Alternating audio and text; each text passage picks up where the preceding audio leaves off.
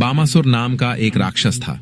उसने विभिन्न राजाओं के महलों से 16 शून्य राजकुमारियों का अपहरण कर उन्हें बंदी बना लिया। राक्षस हमेशा देवताओं के खिलाफ रहते हैं। यह राक्षस बामासुर बहुत शक्तिशाली हो गया था। उसने बलपूर्वक देवता वराना के सिंहासन से छत्र छीन लिया। उसने देवताओं की माता अदिति की बालियां भी छीन ली। उसने स्वर्गीय मेरु पर्वत के एक हिस्से पर विजय प्राप्त की और उस हिस्से पर कब्जा कर लिया, जिसे स्वर्गीय ग्रहों के राजा मणि पर्वत के नाम से जाना जाता था। इसलिए इंद्र भगवान कृष्ण के सामने बामासुर की शिकायत करने द्वारका आए। इंद्र की यह शिकायत सुनकर भगवान कृष्ण तुरंत बामासुर के निवास की ओर चल पड़े। प्राग्योडिसपुरा शहर में प्रवेश करना बहुत आसान काम नहीं था, क्योंकि यह बहुत अच्छी तरह से किलाबंद था। शहर की चारों दिशाओं की रक्षा करने वाले 4 दुर्जय किले थे और यह सभी तरफ से दुर्जय सैन्य शक्ति द्वारा अच्छी तरह से सुरक्षित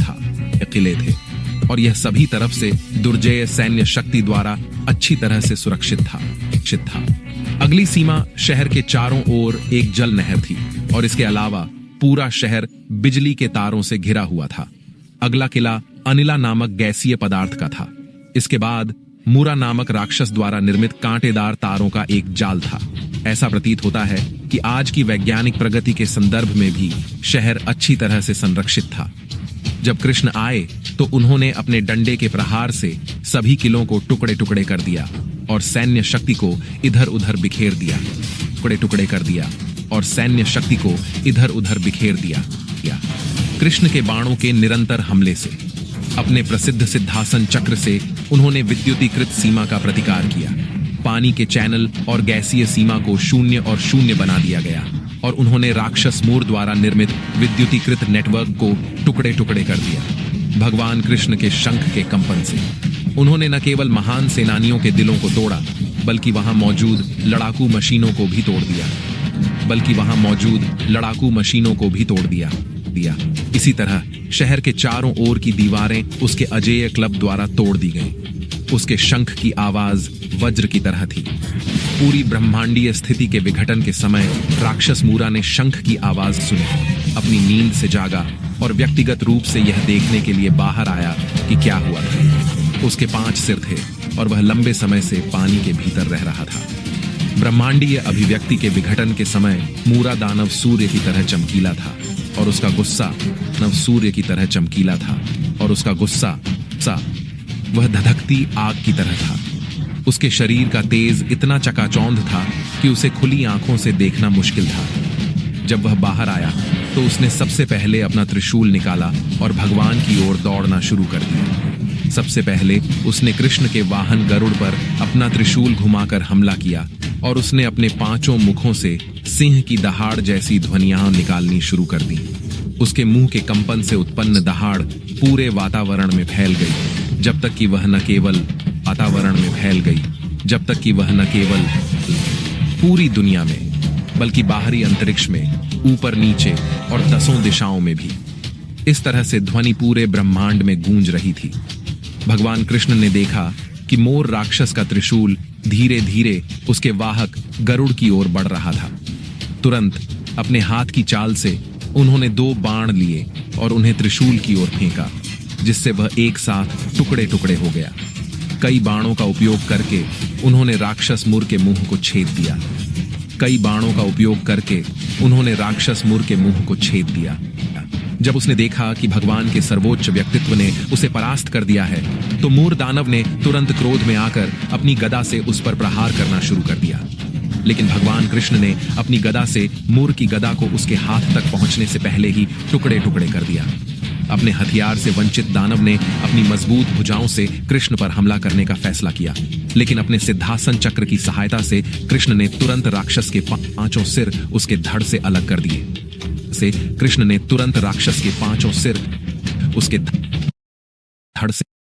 राक्षस तब पानी में गिर गया जैसे कि एक पहाड़ की छोटी समुद्र में गिरती है। इंद्र के वज्र से घायल होने के बाद इस राक्षस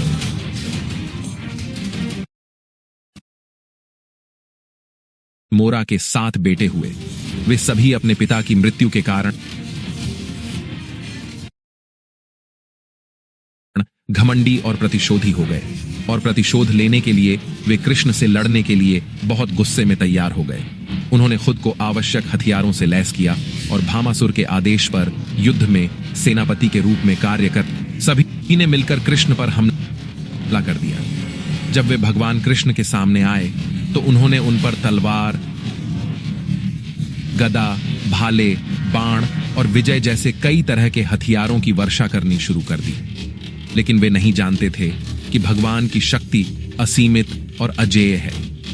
कृष्ण ने अपने बाणों से भामासुर के लोगों के सभी हथियारों को अनाज की तरह टुकड़े टुकड़े कर दिया। तब कृष्ण ने अपने हथियार फेंक दिए और भामासुर के सेनापति पिता अपने सहायकों के साथ नीचे गिर गए।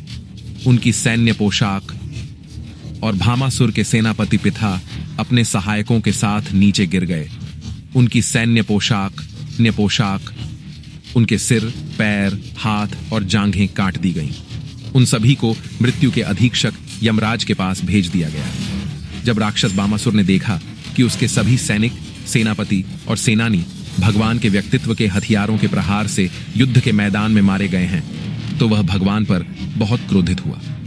फिर वह बहुत सारे हाथियों के साथ शहर से बाहर आया, जो सभी समुद्र तट पर पैदा हुए और पले बढ़े थे। राक्षस बामासुर ने तुरंत शतघ्नि नामक अस्त्र छोड़ा, जिससे वह एक ही वार में सैकड़ों योद्धाओं को मार सकता था, और साथ ही उसके सभी सहायकों ने भी अपने अपने शस्त्रों से भगवान कृष्ण के पंखदार बाणों को छोड़कर उन सभी अस्त्रों का प्रतिकार करना शुरू कर दिया। इस युद्ध का परिणाम यह हुआ कि बामासुर के सभी सैनिक और सेनापति भूमि पर गिर पड़े। उनके हाथ, पैर और सिर धड़ से अलग हो गए और उनके सभी घोड़े और हाथी भी मारे गए। उनके साथ ही बामासुर भी गिर पड़े। इस तरह बामासुर द्वारा छोड़े गए सभी हथियार भगवान के बाणों की प्रतिक्रिया से टुकड़े टुकड़े हो गए। भगवान गेरुड़ की पीठ पर युद्ध कर रहे थे और गेरुड़ अपने पंखों से घोड़ों और हाथियों पर प्रहार कर रहे थे और अपने नाखूनों और नुकीली चोंच से उनके सिर खुजला रहे थे। गरुड़ के हमले से हाथियों को बहुत दर्द हो रहा था और वे सभी युद्ध के मैदान से तितर-बितर हो रहे थे। बलमासुर अकेला ही युद्ध के मैदान में रह गया और उसने कृष्ण से युद्ध करना शुरू कर दिया। उसने देखा कि कृष्ण का वाहन गरुड़ उसके सैनिकों और हाथियों को बहुत परेशान कर रहा था, और बहुत क्रोधित होकर उसने गरुड़ पर अपनी पूरी ताकत से प्रहार किया, जो वज्र की ताकत को भी मात दे गया। सौभाग्य से गरुड़ कोई साधारण पक्षी नहीं था, क्योंकि वह भगवान कृष्ण का बहुत बड़ा भक्त था। यही कारण है कि उसने बलमासुर द्वारा दिए गए प्रहारों को वैसे ही महसूस किया जैसे एक बड़ा हाथी फूलों की माला के प्रभाव को महसूस करता है। इस प्रकार बामासुर को यह समझ में आ गया कि उसकी कोई भी चाल कृष्ण पर काम नहीं करेगी, और उसे पता चल गया कि कृष्ण को मारने के उसके सभी प्रयास विफल हो जाएंगे। फिर भी उसने आखिरी बार हाथ में त्रिशूल लेकर उन पर वार करने का प्रयास किया। कृष्ण इतने निपुण थे कि इससे पहले कि बामासुर उनके त्रिशूल को छू पाता, तीक्ष्ण सिद्धासन चक्र ने उसका सिर काट दिया। उसका सिर, जो बालियों और हेलमेट से प्रकाशित था, युद्ध के मैदान में गिर गया। भगवान कृष्ण द्वारा बामासुर के वध के अवसर पर सभी राक्षस रिश्तेदार निराशा में चिल्लाने लगे और साधु पुरुष भगवान की वीरतापूर्ण गतिविधियों का गुणगान करने लगे। इस अवसर का लाभ उठाते हुए स्वर्ग के निवासियों ने भगवान पर पुष्प वर्षा करना शुरू कर दिया। इस समय पृथ्वी साक्षात भगवान कृष्ण के सामने प्रकट हुई और उन्हें वाग्यंदी रत्नों की माला पहनाकर उनका स्वागत किया। उसने रत्नों और सोने से सजी अदिति की चमकदार बालियां भी लौटा दी। उसने वरीना का छत्र और एक और बहुमूल्य रत्न भी लौटा दिया, जिसे उसने कृष्ण को भेंट किया था। इसके बाद पृथ्वी का स्वरूप कृष्ण से प्रार्थना करने लगा, जो सर्वोच्च व्यक्तित्व और दुनिया के स्वामी हैं, जिनकी हमेशा बहुत उच्च देवताओं द्वारा पूजा की जाती है। वह दंडवत प्रणाम करके गिर पड़ी और महान भक्तिपूर्ण आनंद में बोलने लगी। मैं उन भगवान को सादर प्रणाम करता हूँ, जो हमेशा अपने 4 प्रकार के प्रतीकों अर्थात शंख, चक्र, कमल और गदा के साथ उपस्थित रहते हैं और जो सभी देवताओं के स्वामी हैं। हे मेरे प्यारे भगवान, कृपया मेरा सादर प्रणाम स्वीकार करें। आप परमात्मा हैं और अपने भक्तों की आकांक्षा को पूरा करने के लिए आप अपने विभिन्न दिव्य अवतारों में पृथ्वी पर अवतरित होते हैं, जो भक्तों की पूजा की इच्छा के लिए बिल्कुल उपयुक्त हैं, जो भक्तों की पूजा की इच्छा के लिए बिल्कुल उपयुक्त हैं। हे मेरे प्यारे प्रभु, कृपया मेरा सादर प्रणाम स्वीकार करें। जब आप इस ब्रह्मांडीय सृष्टि को बनाए रखना चाहते हैं, तो आप स्वयं को भगवान विष्णु के रूप में विस्तारित करते हैं, जो सभी अच्छाइयों के भंडार हैं। आपने रजोगुण के लिए अपनी नाभि से प्रकट हुए कमल के फूल से भगवान ब्रह्मा की रचना की थी।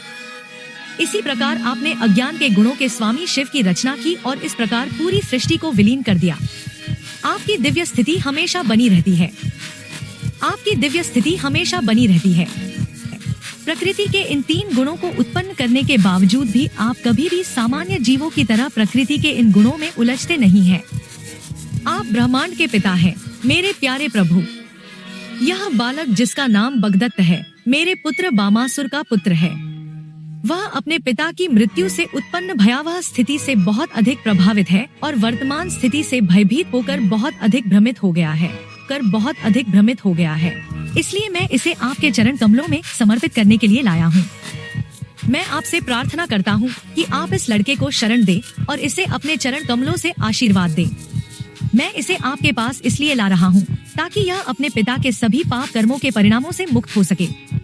वह अपने पिता की मृत्यु से उत्पन्न भयावह स्थिति से बहुत प्रभावित है और वर्तमान स्थिति से भयभीत होकर बहुत भ्रमित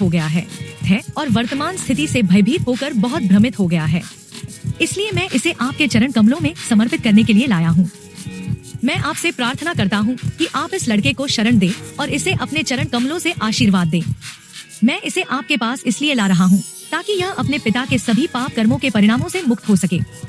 जब भगवान कृष्ण ने धरती माता की प्रार्थना सुनी, तो उन्होंने तुरंत उसे सभी भयावह स्थितियों से मुक्ति का आश्वासन दिया। उन्होंने बगदत्त से कहा, डरो मत। फिर वे बामासुर के महल में प्रवेश कर गए, जो सभी प्रकार के ऐश्वर्यों से सुसज्जित था। बामासुर के महल में भगवान कृष्ण ने 100 युवा राजकुमारियों को देखा, जिन्हें अपहरण करके वहां बंदी बनाकर रखा गया था। जब राजकुमारियों ने भगवान कृष्ण को महल में प्रवेश करते देखा, तो वे तुरंत भगवान की सुंदरता से मोहित हो गईं और मन ही मन उनकी अहेतुकी दया के लिए प्रार्थना करने लगीं। उन्होंने भगवान कृष्ण को अपना पति स्वीकार करने का फैसला किया। बिना किसी हिचकिचाहट के उनमें से प्रत्येक ने प्रार्थना करना शुरू कर दिया कि भगवान कृष्ण उनके पति बन जाएं। ईमानदारी और गंभीरता से उन्होंने एक शुद्ध भक्ति भाव के साथ कृष्ण के चरण कमलों में अपने दिलों को समर्पित कर दिया। हर किसी के दिल में परमात्मा के रूप में कृष्ण उनकी शुद्ध इच्छा को समझ सकते थे और वह उन्हें अपनी पत्नियों के रूप में स्वीकार करने के लिए सहमत हो गए। याद रखें कि भगवान कृष्ण सर्वोच्च भगवान हैं। वे खुद को कई रूपों में गुणा कर सकते हैं और रोधरानी भी कई रूपों में गुणा कर सकती हैं। वे सर्वोच्च भगवान और देवी हैं। उन्होंने पृथ्वी पर अपनी सर्वोच्च ईश्वरीय शक्तियों का प्रदर्शन किया। वे अपने भीतर पूर्ण हैं। वे हमारी रक्षा करने और हमारी मदद करने के लिए पृथ्वी पर आए। रॉड हरणी में कई राजकुमारियों में गुणा करने की शक्ति है। यह सब वैदिक साहित्य जैसे श्रीमद् भगवदम और चैचरतमाता में समझाया गया है। इन महान वैदिक साहित्यों में लिखा है कि किसी को कभी भी भगवान कृष्ण की नकल नहीं करनी चाहिए, क्योंकि वे भगवान के सर्वोच्च व्यक्तित्व हैं। एक साधारण व्यक्ति अपनी छोटी उंगली से गोवर्धन पर्वत नहीं उठा सकता, या इतने सारे ब्रह्मांड नहीं बना सकता, या इतने सारे रूप नहीं बना सकता आदि। बस पिछले एपिसोड देखें और भगवान कृष्ण की महानता से चकित हो जाए। इसके अलावा कृपया महान आध्यात्मिक वैदिक साहित्य पढ़ें। तब कोई व्यक्ति भगवान कृष्ण की महानता और दयालुता को समझ सकता है। देखिए कैसे उन्होंने पांडवों को इतनी सुरक्षा और ऐश्वर्य प्रदान किया। सिद्धमा, आह, ब्राह्मण और अनगिनत भक्त ब्रह्मा आश्चर्यचकित थे कि भगवान कृष्ण इतने सारे ग्वालाबाल कैसे बन गए। भगवान कृष्ण हर एक जीव के हृदय में और हर एक कण में विराजमान है। भगवान की नकल करने के बारे में सोचना बहुत बड़ा अपराध है। भगवान महान है के बारे में सोचना बहुत बड़ा अपराध है। भगवान महान है, वह सर्वशक्तिमान और सर्वव्यापी है। महान आर्षि नीरद ने सुना कि भगवान कृष्ण ने राक्षस बामासुर को मारने के बाद 16 शून्य पत्नियों से विवाह किया था। नारद आश्चर्यचकित थे कि भगवान कृष्ण ने खुद को 16 शून्य रूपों में विस्तारित किया था और इन पत्नियों से अलग अलग महलों में एक साथ विवाह किया था। यह जानने के लिए कि कृष्ण इतने सारे महलों में अपने गृहस्थ जीवन का प्रबंधन कैसे कर रहे थे, नारद इन लीलाओं को देखने के लिए इच्छुक थे और इसलिए कृष्ण के विभिन्न महलों का दौरा करने के लिए निकल पड़े। जब नारद वर्का पहुंचे तो उन्होंने देखा कि बगीचे और पार्क अलग अलग रंगों के फूलों से भरे हुए थे और बाग बगीचे तरह तरह के फलों से लदे हुए थे। सुंदर पक्षी चहचहा रहे थे और मोर खुशी से बांग दे रहे थे। नीले और लाल कमल के फूलों से भरे हुए तालाब और पोखर थे और इनमें से कुछ जगहों पर तरह तरह की लिली के फूल भरे हुए थे। झीलें सुंदर हंसों और सारसों से भरी हुई थीं, जिनकी आवाज हर जगह गूंज रही थी। शहर में 900 से ज्यादा बड़े महल थे, प्रथम श्रेणी के संगमरमर से बने, जिनके दरवाजे चांदी के बने थे। घरों और महलों के खंभे टचस्टोन, नीलम और पन्ना जैसे रत्नों से सजे थे और फर्श एक खूबसूरत चमक दे रहे थे। राजमार्ग, गलियां, चौराहे और बाजार सभी खूबसूरती से सजाए गए थे। पूरा शहर आवासीय घरों, सभा भवनों और मंदिरों से भरा हुआ था।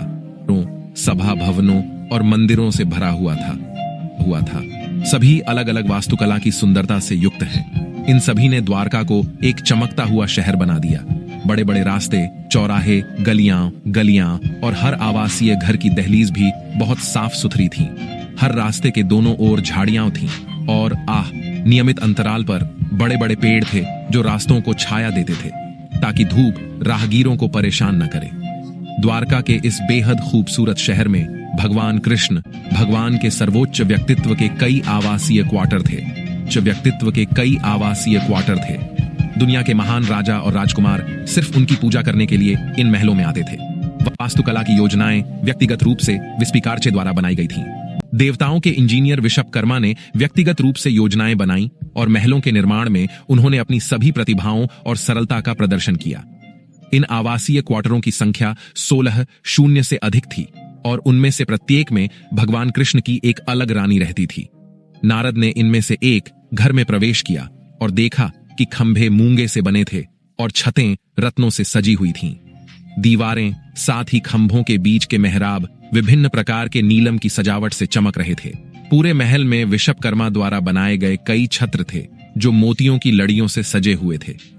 कुर्सियां और अन्य फर्नीचर सोने और हीरे से सजे हुए थे और रत्न जड़ित दीप महल के भीतर के अंधेरे को दूर कर रहे थे। वहां कई नौकरानियां थीं जो सभी सोने के हार, चूड़ियां और सुंदर साड़ियों से सजी हुई थीं। वहां कई पुरुष सेवक भी थे जो लबादे और पगड़ियां और रत्न जड़ित बालियां पहने हुए थे। वे सभी बहुत सुंदर थीं। नौकर चाकर अलग अलग घरेलू कामों में लगे हुए थे। नारद ने देखा कि भगवान कृष्ण उस महल की रानी रुक्मिणी के साथ बैठे थे जो चामर की छड़ी लिए हुए थी, जबकि वहां हजारों नौकरानियां थीं जो समान रूप से सुंदर और योग्य थीं और जो एक ही उम्र की थीं। रुक्मिणी स्वयं भगवान कृष्ण को पंखा झलने में लगी हुई थीं। कृष्ण भगवान के सर्वोच्च व्यक्तित्व हैं जिनकी पूजा नारद भी करते हैं, लेकिन फिर भी जैसे ही उन्होंने नारद को महल में प्रवेश करते देखा, कृष्णगत उनका सम्मान करने के लिए खड़े हो गए। भगवान कृष्ण पूरी दुनिया के शिक्षक हैं और सभी को यह सिखाने के लिए कि नारद जैसे संत व्यक्ति का सम्मान कैसे किया जाए, मुनि कृष्ण ने अपना सिर झुकाया और अपना सिर जमीन पर रख दिया। न केवल कृष्ण ने सिर झुकाया, बल्कि उन्होंने नारद के पैर भी छुए और हाथ जोड़कर उनसे अपनी कुर्सी पर बैठने का अनुरोध किया। भगवान कृष्ण सभी भक्तों द्वारा पूजे जाने वाले सर्वोच्च व्यक्तित्व हैं। वे सभी के सबसे पूज्य आध्यात्मिक गुरु हैं। भगवान कृष्ण ने नारद से पूछा, मैं क्या कर सकता हूं? आपकी सेवा में क्या करते हैं? नारद ने उत्तर दिया, मेरे प्रिय प्रभु, आपके द्वारा इस प्रकार का व्यवहार बिल्कुल भी आश्चर्यजनक नहीं है, क्योंकि आप भगवान के सर्वोच्च व्यक्तित्व हैं और सभी प्रकार के जीवों के स्वामी हैं। आप सभी जीवों के परम मित्र हैं, लेकिन साथ ही आप दुष्टों और ईर्ष्यालु लोगों को दंडित करने वाले भी हैं। मैं जानता हूं कि आप इस धरती पर पूरे ब्रह्मांड के समुचित पालन पोषण के लिए अवतरित हुए हैं, इसलिए आपका प्रकट होना किसी अन्य एजेंसी द्वारा मजबूर नहीं किया गया है। क्या केवल आपकी अनुचरता से ही आप प्रकट होने और गायब होने के लिए सहमत होंगे? ये मेरा सौभाग्य है कि मैं आपके चरण कमलों के दर्शन कर पाया हूँ। आज जो कोई भी आपके चरण कमलों से जुड़ जाता है वह तटस्थता के सर्वोच्च पद पर पहुंच जाता है और प्रकृति के भौतिक गुणों से अछूता रहता है। मेरे स्वामी, आप असीमित हैं। आपके ऐश्वर्य की कोई सीमा नहीं है। भगवान ब्रह्मा और भगवान शिव जैसे महान देवता हमेशा आपको अपने हृदय में स्थापित करने और आपका ध्यान करने में व्यस्त रहते हैं। बद्ध जीव जो अब भौतिक अस्तित्व के अंधे कुएं में डाल दिए गए हैं, वे केवल आपके चरण कमलों को स्वीकार करके इस शाश्वत कैद से बाहर निकल सकते हैं। इस प्रकार आप सभी बद्ध जीवों के एकमात्र आश्रय हैं। मेरे प्रिय प्रभु, आपने बहुत दयालुता से पूछा है कि आप मेरे लिए क्या कर सकते हैं। इसके उत्तर में मैं केवल यही प्रार्थना करता हूं कि मैं कभी भी आपके चरण कमलों को न भूलूं। मुझे इसकी परवाह नहीं कि मैं कहां रहूं, लेकिन मैं प्रार्थना करता हूं कि मुझे आपके चरण कमलों का निरंतर स्मरण करने की अनुमति मिले। रुक्मिणी के महल से प्रस्थान करने के बाद नारद जी भगवान कृष्ण की आंतरिक शक्ति योग माया की गतिविधियों को देखना चाहते थे। इस प्रकार वे दूसरी रानी के महल में प्रवेश कर गए। वहां उन्होंने भगवान कृष्ण को अपनी प्रिय पत्नी और अधव के साथ शतरंज खेलते हुए देखा। भगवान तुरंत अपने आसन से उठे और नारद मुनि को अपने निजी आसन पर बैठने के लिए आमंत्रित किया। भगवान ने फिर से रुक्मिणी के महल में स्वागत के लिए जितनी साज सज्जा की थी, उतनी ही साज सज्जा के साथ उनकी पूजा की। भगवान कृष्ण ने उसकी विधिपूर्वक पूजा करके ऐसा व्यवहार किया मानो उन्हें पता ही न हो कि रुक्मिणी के महल में क्या हुआ था। इसलिए उन्होंने मेरे प्रिय आर्षि से कहा, जब आप यहाँ पधारे हैं, आप अपने आप में पूर्ण हैं। यद्यपि हम गृहस्थ हैं और हमें सदैव आवश्यकता रहती है, फिर भी आपको किसी की सहायता की आवश्यकता नहीं है, क्योंकि आप स्वयं संतुष्ट हैं। ऐसी परिस्थिति में हम आपका क्या स्वागत कर सकते हैं और आपको क्या दे सकते हैं? फिर भी चूंकि आप ब्राह्मण हैं, इसलिए हमारा कर्तव्य है कि हम आपको यथासंभव कुछ प्रदान करें। अतः मैं आपसे अनुरोध करता हूं कि आप मुझे आदेश दें। मैं आपके लिए क्या कर सकता हूं? नरोदा जी भगवान की लीलाओं के बारे में सब कुछ जानते थे, इसलिए बिना किसी और चर्चा के वे भगवान की गतिविधियों पर बहुत आश्चर्यचकित होकर चुपचाप महल से बाहर चले गए। फिर वे दूसरे महल में चले गए। इस बार नारद जी ने देखा कि भगवान कृष्ण एक स्नेही पिता की तरह अपने छोटे बच्चों को दुलार रहे थे। वहां से वे दूसरे महल में गए और देखा कि भगवान कृष्ण स्नान करने की तैयारी कर रहे हैं। दूसरे महलों में नारद जी ने देखा कि भगवान कृष्ण अपने पुत्र पुत्रियों का विवाह समय आने पर योग्य वर वधू से कराने में लगे हुए हैं और विवाह समारोह बड़ी धूमधाम से संपन्न हो रहे हैं। एक महल में वे अपनी पुत्रियों को विदा कर रहे थे और दूसरे महल में वे अपनी पुत्र वधू का स्वागत कर रहे थे। पूरे शहर में लोग ऐसी धूमधाम और समारोह देखकर आश्चर्यचकित थे। इस प्रकार नारद ने एक ही कृष्ण को 16 शून्य महलों में अपने पूर्ण विस्तार द्वारा विभिन्न क्रियाकलाप करते हुए देखा। अपनी अकल्पनीय शक्ति के कारण वह प्रत्येक रानी के महल में दिखाई दे रहा था। भगवान कृष्ण में असीमित शक्ति है और भगवान कृष्ण की आंतरिक शक्ति के प्रदर्शन को बार बार देखकर नारद का आश्चर्य असीम था। अधिक विस्तृत जानकारी के लिए कृपया संस्कृत से भगवान लाल प्रभुपाद द्वारा अनुवादित कृष्ण पुस्तक पढ़ें। श्रीमद् भागवतम जैसे प्रामाणिक ग्रंथों से भगवान कृष्ण की इन कहानियों को सुनकर आप हमेशा भगवान कृष्ण और राधा रानी के आशीर्वाद से धन्य रहेंगे, जिनसे कृष्ण पुस्तक आई है। कृपया इस चैनल को सब्सक्राइब करना न भूलें। हुर्रे।